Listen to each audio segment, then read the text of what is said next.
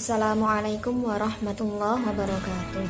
Saya Umi Hani dari jurusan Bahasa dan Sastra Arab, Fakultas Usuluddin Adab dan Dakwah IAIN Tulung Agung. Video kali ini saya akan menjawab soal UTS pada mata kuliah Fiqhul Lugah yang dibimbing langsung oleh Ibu dosen Asna Andriani. Pertanyaan pertama, mengapa bahasa Arab termasuk pada rumpun bahasa Semit? Jelaskan. Bahasa Semit merupakan sebuah kelompok bahasa yang dipertuturkan oleh lebih dari 200 juta jiwa, terutama di Timur Tengah, Afrika Utara, dan Afrika Timur.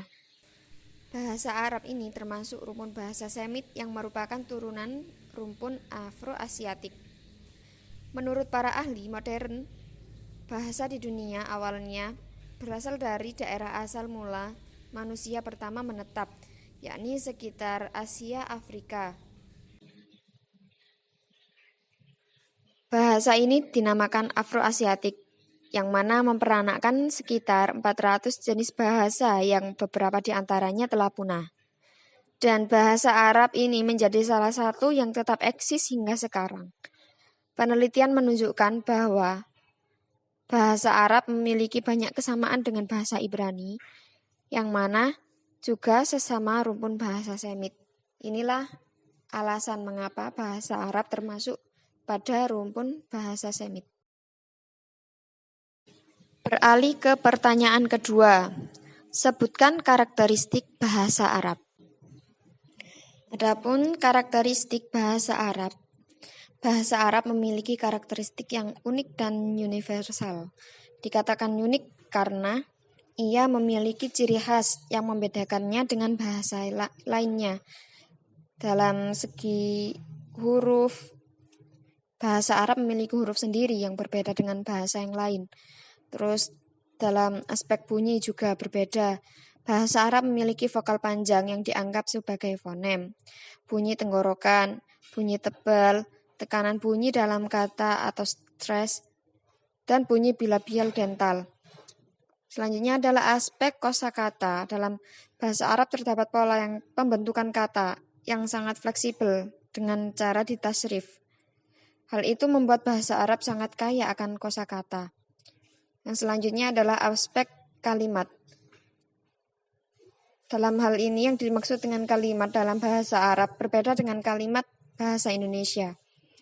Kalimat dalam bahasa Arab adalah kata dalam bahasa Indonesia, yakni lafadz yang terdiri dari satu huruf hijaiyah atau lebih yang menunjukkan arti sendiri atau mufrad. Itu tadi adalah karakteristik bahasa Arab yang unik. Selanjutnya adalah karakteristik bahasa Arab yang universal, di mana adanya kesamaan nilai antara bahasa Arab dengan bahasa yang lainnya. Bahasa Arab memiliki gaya bahasa yang beragam, yang meliputi ragam sosial atau sosialek, ragam geografis, dan ragam ideolek. Lalu bahasa Arab juga dapat diekspresikan, baik secara lisan maupun tulisan, sama dengan bahasa-bahasa yang lainnya. Soal nomor 3. Buatlah tabel rumpun bahasa Semit dan daerah penuturnya. Semit dibagi menjadi 2, seperti pada tabel tersebut, yakni Semit Timur dan Semit Barat. Semit Timur ada Akkadiyah, terus ada Asyuriyah. Semit Barat dibagi menjadi 2 bagian lagi, yakni Barat Laut dan Barat Daya. Barat Laut terdiri dari 2, Kan'aniyah dan Aromiyah, yang mana Kan'aniyah itu memiliki anggota bahasa Ibrani, Agoriti, dan Finikro. Kalau Aromiyah itu ada Nabti dan Suryani. Kalau yang Semit Barat Daya itu juga dibagi menjadi 2 lagi, yakni Arabiyah dan Habsyah. Nah, Arabiyah ini dibagi menjadi 2, utara dan selatan. Yang utara itu ada Badi'ah dan Bakiyah. Yang Badi'ah itu terdiri dari Lihyaniyah, Samudiyah, dan Sofiyah. Kalau yang Bakiyah itu ada Syair, Rojas, Hakam, dan Fusha. Yang selatan itu Yaman kuno, yang mana terdiri dari Mainiyah, Sabaiyah, Humeriyah, Kiptiyah, dan Hadromiyah. Semit barat daya yang Habsyah itu terdiri dari Al-Jazirah, Amhariyah, dan Tijriniyah. Nomor 4. Bagaimana pendapatmu tentang diglosia dalam bahasa Arab? Ini menanyakan pendapat saya tentang diglosia. Nah, sebagaimana yang kita ketahui bahwa diglosia itu adalah situasi kebahasaan dengan pembagian fungsional antara variasi bahasa atau bahasa yang ada dalam masyarakat. Misalnya, ragam bahasa atau bahasa A untuk suasana resmi di kantor dan ragam atau bahasa B untuk suasana yang tidak resmi. Kalau dalam bahasa Arab, menurut saya diglosia ini sah-sah saja, karena memang seperti yang kita ketahui bahwa bahasa Arab itu juga dibagi menjadi dua, yakni Fusha dan Amiyah, di mana Fusha ini untuk situasi resmi, digunakan untuk situasi resmi, dan juga dikenal dengan bahasa Al-Quran.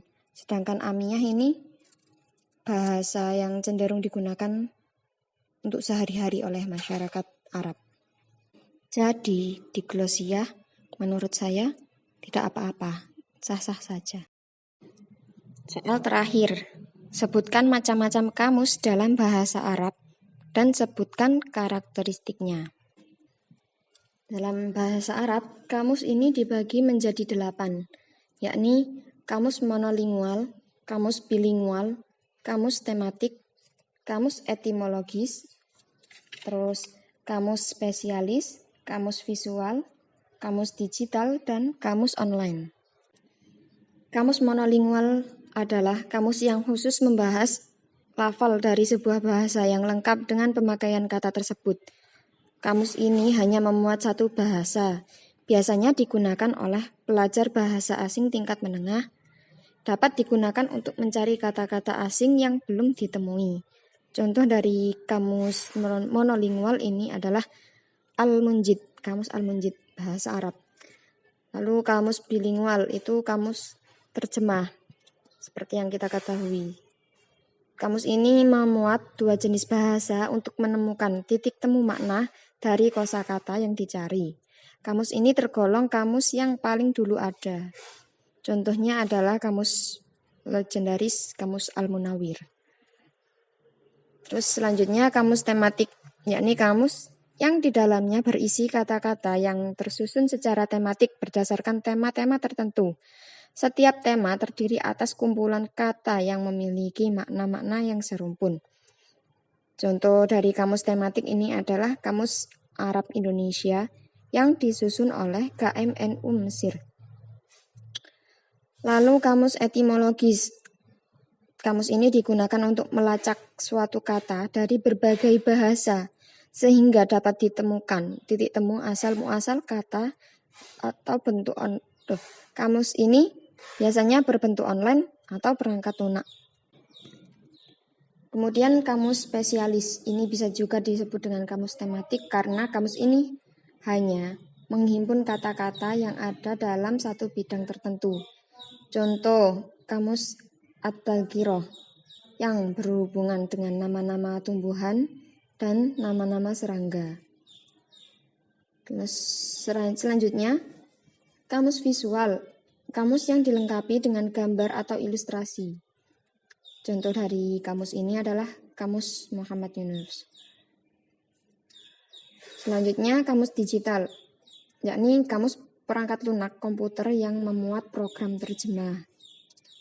Contoh kamus Mufid. Dan yang terakhir, kamus online. Ini yang paling sering digunakan oleh kebanyakan orang karena simple. Kamus online ini kamus yang bisa diakses melalui internet. Kamus ini biasanya kita dapati di Google Translate. Alhamdulillahirabbil alamin. 5 soal tadi telah terjawab. Semoga jawaban tadi dapat menjadi ilmu yang bermanfaat. Amin ya rabbal alamin. Sekian dari saya. Wassalamualaikum warahmatullahi wabarakatuh.